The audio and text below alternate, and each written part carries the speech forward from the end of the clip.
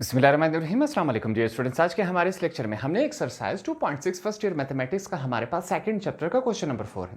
Question number 4 फिर से क्या कहता है हमारे पास, solve the non homogeneous linear equation. ये जो इक्वेशन दिया गया है इसे हम क्या कहेंगे, नॉन होमोजेनियस लाइनर इक्वेशन। क्यों नॉन होमोजेनियस लाइनर इक्वेशन है?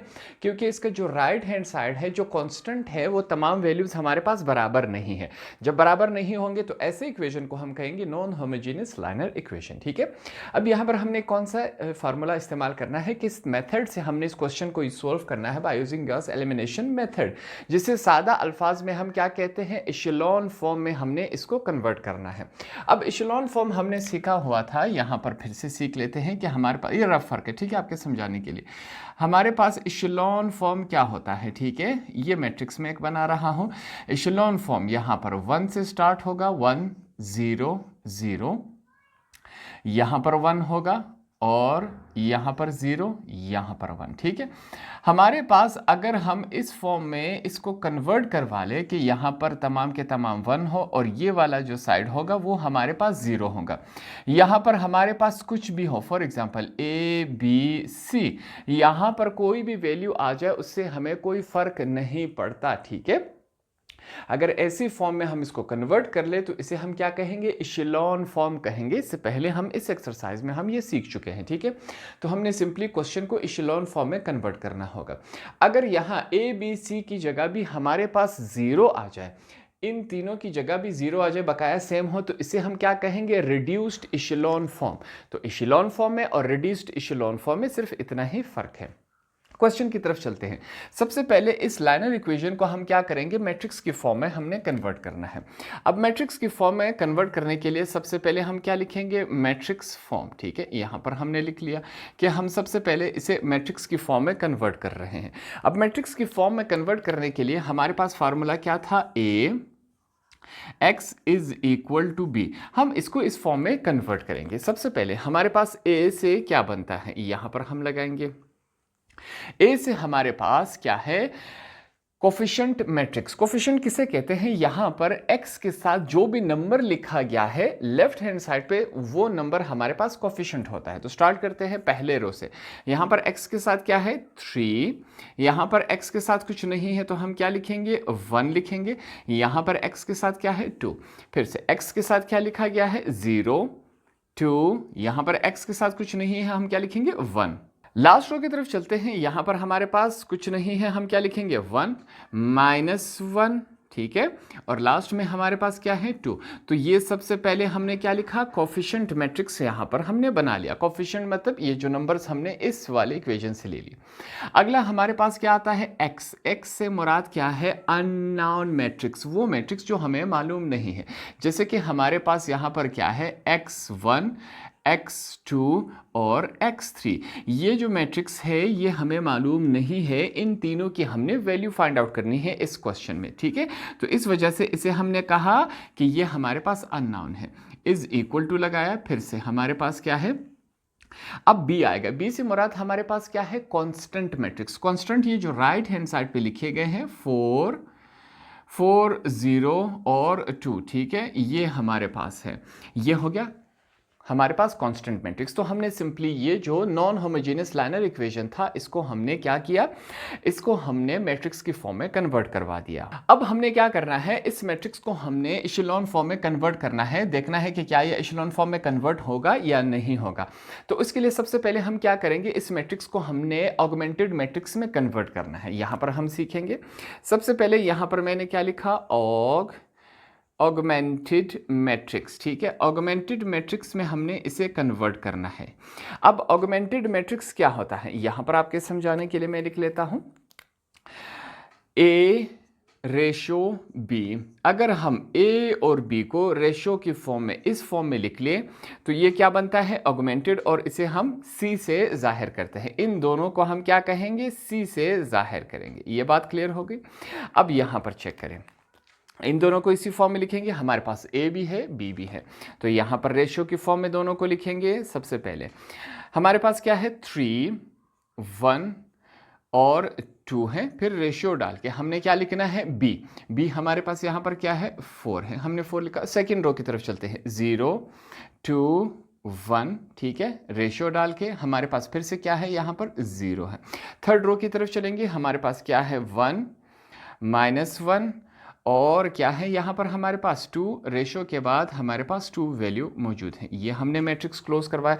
यहाँ पर आप क्या लिख सकते हैं, ए और बी भी लिख सकते हैं, ठीक है, क्योंकि हमने ए और बी को एक साथ यहाँ पर एक ही मैट्रिक्स में लिखा है, यहाँ पर अलग अलग थे। यहाँ तक तमाम बातें क्लियर हो गई। अगले स्टेप में हमने एक काम करना है, वो काम कौन सा है, ये क्या है, नेक्स्ट स्टेप है, रो 1 को हमने रिप्लेस करवा देना है, इसकी हमने जगह तब्दील करवा देनी है रो 3 के साथ, ठीक है। यहाँ पर करेंगे फिर से हम, साथ में अपने क्या है, ए बी लिखते जाना है, ठीक है। यहाँ पर तो मैं यहाँ पर डायरेक्ट कर रहा हूँ। अब रो 1 की जगह हम क्या लिखेंगे, रो 3 लिखेंगे। हमारे पास क्या है, 1 -1 2, रेशियो डाल के फिर से क्या है, 2। सेकेंड रो जो है हमारे पास सेम एज इट इज़ अपनी जगह मौजूद है, उसे हम लिखेंगे।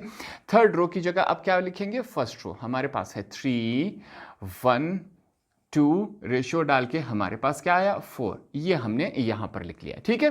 तो हमने सिंपली क्या किया, रो 1 की जगह हमने रो 3 कर। ये तमाम काम हम क्यों कर रहे हैं, क्योंकि हमने इसे एशेलॉन फॉर्म में कन्वर्ट करना है। एशेलॉन फॉर्म में पहले रो का पहला एलिमेंट क्या है, 1 से स्टार्ट है। आगे चलते हैं, तो एशेलॉन फॉर्म की तरफ हम जा रहे हैं। पहला एलिमेंट 1 है, दूसरा 0 है, तीसरा हमने 0 करवाना है। तो यहाँ पर हम क्या करेंगे, फिर से हमने सिंपली लिख लेना है कि हमने रो नंबर 3 से हमने 3 माइनस करवाना है और साथ में रो 1 को हम क्या करवाएंगे, मल्टीप्लाई, ताकि यहाँ पर हमारे पास 0 आ सके। तो आगे चलते हैं, अब इसको सॉल्व करेंगे। सबसे पहले देखते हैं हमारे पास क्या फॉर्म बना रहा है। रो 3 पर हमने काम करना है, तो इसके लिए पहले जो 2 रो हैं उनको हम सेम एज इट इज लिखेंगे। यहाँ पर हमारे पास क्या मौजूद है, 1 -1 1 -1, साथ में क्या है, 2, रेशियो हमारे पास 2 है। सेकेंड रो की तरफ चलेंगे, हमारे पास 0 2 1 0 2 1, रेशियो डाल के हमारे पास फिर से क्या मौजूद है, 0। थर्ड रो पर हमने ये काम करना है। थर्ड रो पे पहले से क्या मौजूद है, 3 माइनस होगा 3, पहले रो में 1 मौजूद है। हमारे पास फिर से 1 पहले से मौजूद है, -3 होगा, -1 पहले से मौजूद है, 2 है, -3 यहाँ पर क्या है, 2 रो 1 में मौजूद है, 4 मौजूद है। यहाँ पर हमने क्या करवाना है, -3 करवाना है, -3 लिखेंगे और रो 1 में हमारे पास 2 मौजूद है। इसको आगे सॉल्व कर लेते हैं, देखते हैं क्या फॉर्म बना रहे हैं, जो मल्टीप्लिकेशन हो रही है। फिर से यहाँ पर हमारे पास क्या है, 1 1 -1 2, रेशियो डाल के हमारे पास 2, फिर से 0 2 1, रेशियो डाल के 0। हमारे पास आगे क्या बन रहा है, 3 है, 3 minus plus minus 3 multiply by 1 3 होता है, 1 लिखेंगे, माइनस माइनस क्या हो जाता है, प्लस हो जाता है, 3 1 जार 3 होगा। फिर से हमारे पास 2 माइनस प्लस माइनस 3 2 जार हमारे पास 6 बनेगा, 4 माइनस प्लस माइनस 3 2 जार 6। ये वैल्यूज़ हमारे पास इस फॉर्म में। अब जो सब्ट्रैक्शन और एडिशन हो रही हैं वो करवा लेते हैं नेक्स्ट स्टेप में। ये हमारे पास क्या है, नेक्स्ट स्टेप है, सब्ट्रैक्शन और एडिशन करवा लेते हैं। हमारे पास क्या फॉर्म बना रहा है, फिर से 1 लिखूंगा मैं, 1 -1 और 2, रेशियो हमारे पास क्या है, 2 है। फिर से हमारे पास वैल्यू मौजूद है 0 2 1, रेशियो हमारे पास क्या है, 0 है। लास्ट में यहाँ पर चेक करें, ये +3 -3 के साथ कैंसिल हुआ, 0 1 + 3 कितने हुए हमारे पास, 4 हो गए। 2 -6 में से अगर हमारे पास 2 कैंसिल हो जाए तो हमारे पास क्या बनेगा, -4, रेशो यहाँ पर -6 में से 4 कैंसिल हो गए तो हमारे पास -2 रह गया। ये वैल्यूज़ हमारे पास बन गई। यहाँ तक बातें क्लियर हो गई। अब अगले स्टेप में हम एक काम करेंगे, क्या काम करेंगे, फिर से रो 3 में यहाँ पर अब हमने इस 0 को ख़त्म करना है, ठीक है। इस 0 को ख़त्म करने के लिए हम क्या कहेंगे कि हमने 1/4 को मल्टीप्लाई करवाना है पूरे 3rd रो के साथ, ठीक है। तो हम मल्टीप्लाई करवा के देखते हैं यहाँ पर क्या फॉर्म बना रहा है। स्टार्ट होगा फिर से, हमने जो पहले 2 रो है उनको सेम एज इट इज लिखना है। 1 है हमारे पास, 1 -1 2, रेशियो डाल के फिर से हमारे पास 2 है, 0 2 1 हो गया हमारे पास, रेशियो डालेंगे 0। 3rd रो पर हमने ये वाला काम करना है। 3rd रो पे क्या है, 0 मल्टीप्लाई हो रहा है 1/4 के साथ, 4 है मल्टीप्लाई हो रहा है 1/4 के साथ, -4 मौजूद है मल्टीप्लाई होगा 1/4 के साथ, -2 मौजूद है मल्टीप्लाई होगा 1/4 के साथ। यहाँ पर हमने ब्रैकेट को क्लोज करवा लिया, ठीक है। अब आगे इसे सॉल्व करते हैं, देखते हैं ये क्या फॉर्म बना रहा। हमारे पास ये रहा। सबसे पहले जो पहले दो रोस हैं इनको सेम एज इट इज़ लिखेंगे। 1 -1 2 रेशो हमारे पास क्या है 2 है। फिर से चलते हैं 0 2 1 रेशियो डाल के हमारे पास 0 आएगा। थर्ड रो की तरफ हमने सीखा था कि 0 के साथ कुछ भी मल्टीप्लाई या डिवाइड हो जाए आंसर क्या आएगा 0। तो 0 1 के साथ मल्टीप्लाई होगा 0/4, 0 4 पर डिवाइड होगा आंसर क्या आएगा 0 ही आएगा। यहाँ पर फिर से कैंसिलेशन हो रही है, ये 4 इस 4 के साथ कैंसिल हो गया, क्या वैल्यू बनी हमारे पास 1, ये हमने 1 लिख लिया। फिर से यहाँ पर फिर से कैंसिलेशन हो रही, ये 4 इस 4 के साथ कैंसिल हो गया, ऊपर क्या रह गया -1, ठीक है, तो हमने -1 लिख लिया रेशियो डाल के। फिर से यहाँ पर चेक करें 2 1 जार 2 2 2 जार 4, तो क्या वैल्यू बच गई हमारे पास -1/2, ये वैल्यू हमारे पास रह गई। अब हमने क्या करना है, यहाँ पर फिर से हमारे पास 1 है, तो हम क्या करेंगे इस 1 को हमने 0 में कन्वर्ट करना है और यहाँ पर 1 आना चाहिए, तब जाके ये हमारे पास इशेलॉन फॉर्म में कन्वर्ट होगा। तो इसके लिए हमें क्या करना पड़ेगा, फिर से हमने क्या करना है, यहाँ पर नेक्स्ट स्टेप में ये हमारे पास नेक्स्ट स्टेप है, जो रो 2 है उसको हम रिप्लेस करवा देते हैं, उसकी हम जगह तब्दील करवा देंगे रो 3 के साथ, ठीक है। यहाँ पर इसकी रिप्लेसमेंट करवा देते हैं, देखते हैं क्या फॉर्म बना रहा है हमारे पास। सबसे पहले चेक करें, रो 1 को सेम एज इट इज़ लिखेंगे, हमारे पास है 1 -1, यहाँ पर 2 रेशियो डाल के फिर से 2, ठीक है। रो 2 की जगह हमने रो 3 लिख लेना है, 0 1 -1 है, रेशियो डाल के -1/2, ठीक है। थर्ड रो पर हमने क्या करना है, सेकेंड रो लिख लेना है, 0 2 1 रेशियो डाल के हमारे पास क्या है, यहाँ पर 0 है। तो क्वेश्चन यहाँ पर हमारे पास यहाँ तक आया। अब इशेलॉन फॉर्म में चेक करें, ये तीनों 1 है, यहाँ पर ये तीनों 1 है, सिर्फ फर्क क्या आ रहा है, अब हमने क्या करना है, इस 2 की जगह हमने 0 ले आना है। जैसे ही इस 2 की जगह हमारे पास 0 आ जाएगा तो हमने क्वेश्चन को क्या कर लिया, इशेलॉन फॉर्म में कन्वर्ट कर लिया। जैसे ही इशेलॉन फॉर्म में कन्वर्ट हो जाएगा तो हमारे पास ये जो अननोन है x1 x2 x3, इसकी वैल्यू हमारे लिए फाइंड करना आसान रहेगा। तो अब आगे के स्टेप में हमने क्या करना है, रो नंबर 3 पे फिर से हमने काम करना है। रो नंबर 3 पे हमने क्या करना है, -2 करवाना है और साथ में रो 2 क्या होगा हमारे पास, मल्टीप्लाई होगा साथ में। तो यही प्रोसेस करवा लेते हैं, ये फिर उससे अगला स्टेप है, ठीक है। हर एक स्टेप आपने आगे नीचे करते जाना है। यहाँ पर फिर से मैं लिखूंगा, जो पहले दो रो है इनको हमने सेम एज इट इज लिखना है, 1 -1 साथ में 2 है, रेशियो के बाद हमारे पास 2 वैल्यू है। सेकेंड रो हमारे पास क्या है, 0 1 -1 रेशियो डाल के हमारे पास क्या है, -1/2, ये हमने लिख लिया। थर्ड रो पर हमने ये वाला काम करना है, पहले से हमारे पास क्या मौजूद है, 0 माइनस होगा 2, साथ में सेकेंड रो पर क्या मौजूद है, 0। पहले से क्या मौजूद है, 2 -2 होगा, साथ में सेकेंड रो पर 1 मौजूद है। तीसरे की तरफ चलते हैं, -1 है, -2 होगा, साथ में यहाँ पर -1 मौजूद है सेकेंड रो पर। फिर से यहाँ पर क्या मौजूद है, 0 होगा, -2, यहाँ पर सेकेंड रो पर क्या मौजूद है, 1/2 मौजूद है हमारे पास, ठीक है। यहाँ तक तमाम बातें क्लियर हो गई। अब यहाँ पर हम इस ब्रैकेट को क्लोज करवा लेते हैं और यहाँ पर जो सॉल्यूशन हो रही है वो सॉल्यूशन करवा लेते हैं। फिर से हमारे पास क्या फॉर्म बना रहा है ये देखेंगे। सबसे पहले पहला रो 1 -1, फिर से 2 रेशियो डाल के हमारे पास 2 है। सेकेंड 0 1 हमारे पास -1 आया, रेशियो डाल के -1/2, ठीक है, ये वैल्यू है। थर्ड रो की तरफ चलेंगे, हमारे पास 0 -2 0 के साथ मल्टीप्लाई होगा, 0 आएगा, 2 -2 मल्टीप्लाई बाय 1 2 आएगा, -1 पहले से मौजूद है, माइनस क्या हो जाएगा, +2 मल्टीप्लाई बाय 1 2 होता है, 0 मौजूद है, ये 2 इस 2 के साथ कैंसिल हो गया, माइनस क्या हो जाता है, प्लस साथ में क्या है 1 है, ठीक है। यहाँ पर हम ये ब्रैकेट क्लोज करवा लेते हैं। अब लास्ट में जो सॉल्व हो रहा है इसको सॉल्व करते हैं, देखते हैं हमारे पास क्या ये इशेलॉन फॉर्म में कन्वर्ट होता है कि नहीं, ट्राई करते हैं। हमारे पास है पहला रो 1 -1 2 रेशियो डाल के 2 आएगा, फिर से सेकेंड रो 0 1 -1 रेशियो डाल के -1/2, ठीक है। यहाँ पर 0 में से 0 गए 0, ये 2 इस 2 के साथ कैंसिल हो गया, 0 -2 में से -1 गए तो हमारे पास क्या आ जाएगा, 1 आ जाएगा। यहाँ पर 0 में 1 ऐड करवा ले तो 1 आ जाता है, ठीक है, ये हमारे पास हो गया। ब्रैकेट हमने क्लोज करवा ली। अब अगर आप इस वाले हिस्से को चेक करें, क्या ये हमारे पास इशेलॉन फॉर्म में कन्वर्ट हो गया कि नहीं। यहाँ पर 3 1 है, 3 0 है, 3 1 है, 3 0 है। इस ऊपर वाले साइड में हमने कहा था कि कोई भी वैल्यू हमारे पास आ जाए इससे हमें कोई फ़र्क नहीं पड़ता, हमने इसे इशेलॉन फॉर्म में कन्वर्ट कर लिया।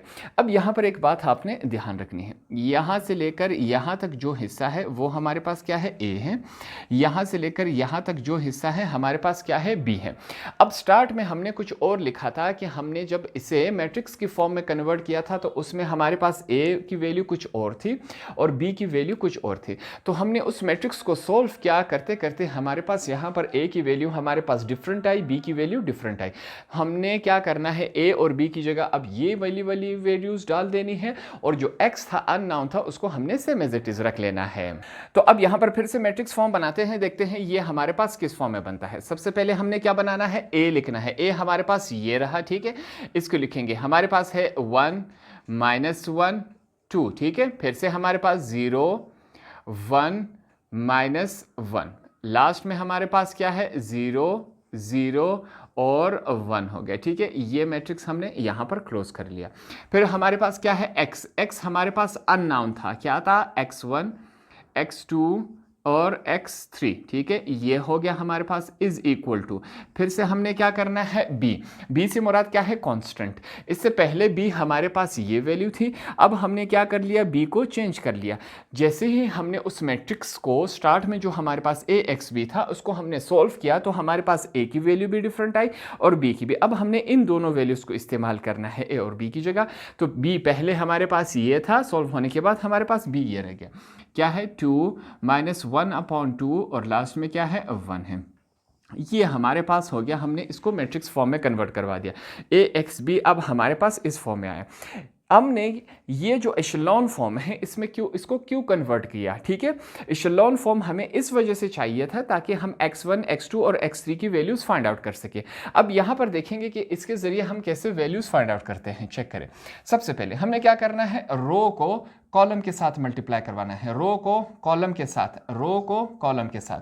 चेक करें, 1 × x क्या होता है, x1 माइनस प्लस माइनस क्या है, x2। x2 1 के साथ मल्टीप्लाई होगा, x2 प्लस और प्लस प्लस का साइन है हमारे पास। 2x3 के साथ मल्टीप्लाई होगा तो 2x3 ही आएगा, इज इक्वल टू, यहां पर पहला कांस्टेंट क्या है, 2 है। इसे हमने इक्वेशन नंबर 1 का नाम दिया, ठीक है। आगे चलते हैं। अब 0 हमने सीखा था, 0 किसी भी वैल्यू के साथ मल्टीप्लाई डिवाइड हो जाए आंसर क्या आएगा, 0। 0 x2 के साथ मल्टीप्लाई होगा, क्या आएगा, 0 आएगा, हम नहीं लिखेंगे।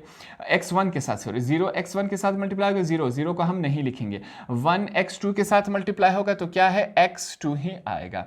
माइनस, अब थर्ड वैल्यू की तरफ चलते हैं, माइनस प्लस माइनस आएगा हमारे पास। 1 जब x3 के साथ मल्टीप्लाई होगा x3 ही आएगा। हमारे पास सेकेंड वैल्यू क्या है, -1/2। इसे हमने इक्वेशन नंबर 2 का नाम दिया। थर्ड की तरफ चलते हैं, 0 इसके साथ मल्टीप्लाई होगा, आंसर क्या है, 0 0 इसके साथ मल्टीप्लाई होगा, आंसर क्या है, 0 0 को हम नहीं लिखेंगे। 1 x3 के साथ मल्टीप्लाई होगा, यहां पर हम क्या लिखेंगे, x3 इज इक्वल टू, क्या वैल्यू है हमारे पास, 1 है। तो यहां पर हम इसे इक्वेशन नंबर 3 का नाम देंगे, ठीक है। यहां पर ये इक्वेशन आपको समझ आया, हमने यहाँ पर कैसे निकाला, रो को कॉलम के साथ मल्टीप्लाई करते जाएंगे, हमारे पास 3 इक्वेशन बन गए। अब इन 3 इक्वेशन के जरिए हमने क्या करना है, x1 x2 x3 की वैल्यू फाइंड आउट करनी है।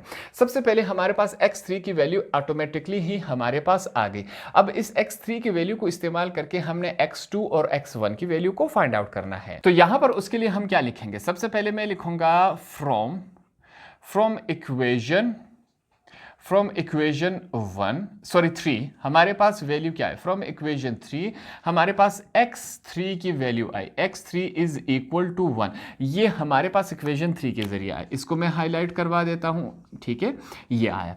अब हमने क्या करना है, इक्वेशन इस x3 की वैल्यू को उठा के हमने इक्वेशन 2 में पुट करना है। उसके लिए हम लिखेंगे put x3 is equal to 1 in equation 2, ठीक है। इक्वेशन 2 में अब हमने इसे पुट करना है, तो पुट करते हैं। इक्वेशन 2 हमारे पास क्या है, x2 माइनस x3 की जगह हम क्या लिखेंगे, 1 लिखेंगे, इज इक्वल टू, दूसरी तरफ हमारे पास क्या है, -1/2, ठीक है।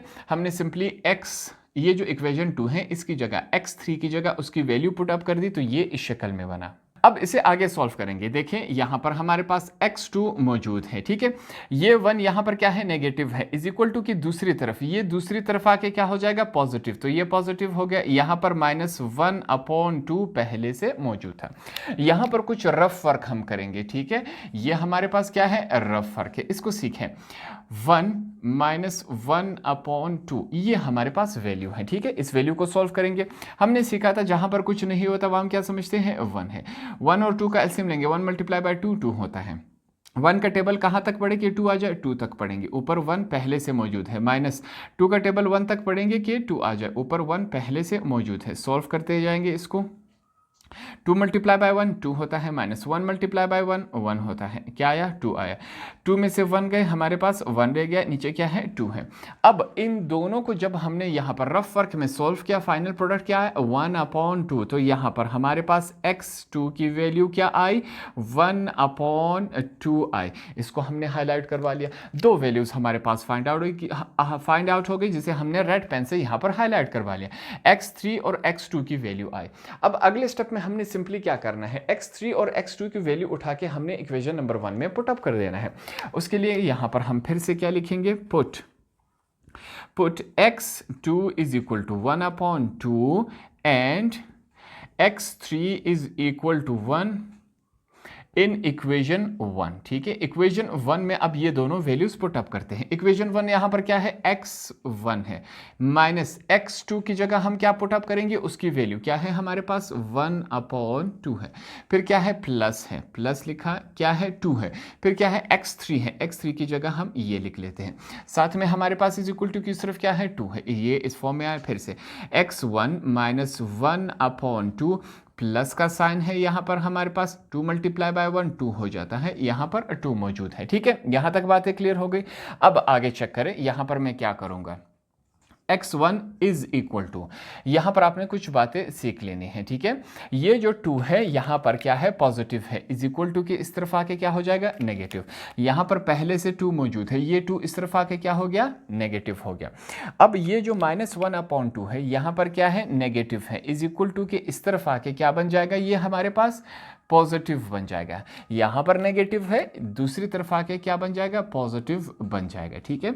अब यहां पर चेक करें, x1 इज इक्वल टू, ये जो पॉजिटिव 2 है नेगेटिव 2 के साथ क्या हो जाएगा, कैंसल हो जाएगा।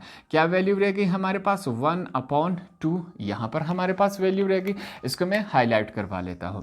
हमने क्वेश्चन में कहा था कि जो हमारे पास x है, unknown matrix x1 x2 x3, इन तीनों की वैल्यूज यहां पर हमने फाइंड आउट करके दे दी। इस क्वेश्चन में हमने करना है यही था कि इन तीनों जो अननाउन्स है इनकी वैल्यूज हमने फाइंड आउट करनी है, जो कि फाइंड आउट हो गई। यहां पर एंड में हम लिख सकते हैं कि हमारे पास x1 का आंसर क्या आया, 1/2। x2 का आंसर हमारे पास क्या आया, 1/2, और लास्ट में x3 का आंसर क्या आया, 1 आया, ठीक है। ये हमारे पास क्या हुए, आंसर्स हुए। तो इस तरह हमने क्वेश्चन नंबर 4 के पहले पार्ट को यहां पर आसानी से सॉल्व कर लिया। होप आपको ये आसानी से समझ आ गया होगा।